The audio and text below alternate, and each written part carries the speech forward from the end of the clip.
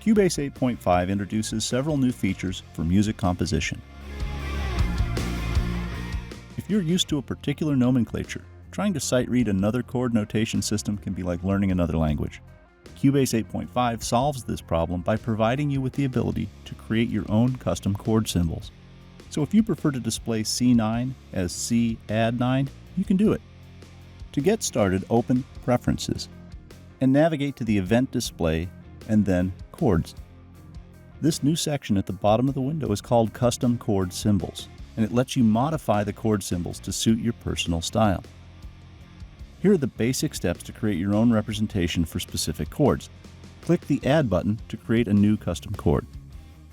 Now define the chord type using the check marks. Then use the type and tension fields to customize your spelling, like this. And the result is displayed here. Since these changes are for all the chords in a given key, the chord name is displayed simply as X, but you'll see the associated note values displayed in the chord track, chord pads, and score editor. Cubase 8.5 brings exciting new flexibility to how you interact with chord pads. There's a new play mode called Sections. This allows you to step through or arpeggiate the notes of your chords manually using trigger keys which are adjacent to one another. This lets you play the individual notes of numerous different chords using only a handful of trigger keys. Here we have an instrument track. We can hover the mouse at the bottom edge of the window and call up Chord Pads. Then open the editor by clicking the E button. When you select the new Section mode, you'll see that Cubase now displays these new orange keys on the miniature keyboard. First, trigger a chord pad from your MIDI keyboard and note that you won't hear it yet. Now, you can start using the orange keys to play the notes of the chord individually, like this. And the section mode automatically takes into account changes in voicings and changes in the players area. And if you choose to play all the orange keys at once, you're essentially triggering the entire chord pad.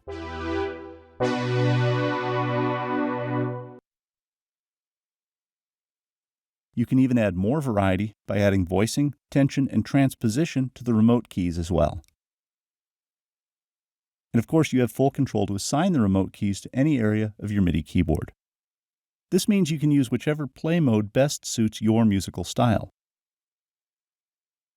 With Section selected, press a key associated with a chord pad, and then press the remote key for a specific section. Then you'll hear the chord notes that correspond to that section. By comparison, with chord pads selected, press the remote key for a specific section, then press a key that's assigned to a chord pad to hear the chord notes that correspond to that section. And in combination, Cubase will combine both modes. This means that it doesn't matter which key you press first. And in sections and combination modes, you have the option to latch chord pads. This lets you release the remote key for a chord pad and continue playing the sections.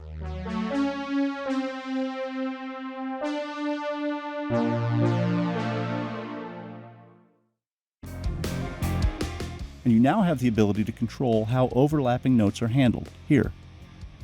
And these options can be set up differently for each of the players. The chord pad settings now give you the option to deal with incoming MIDI data more efficiently. If filtering is set to off, then all the incoming notes are played.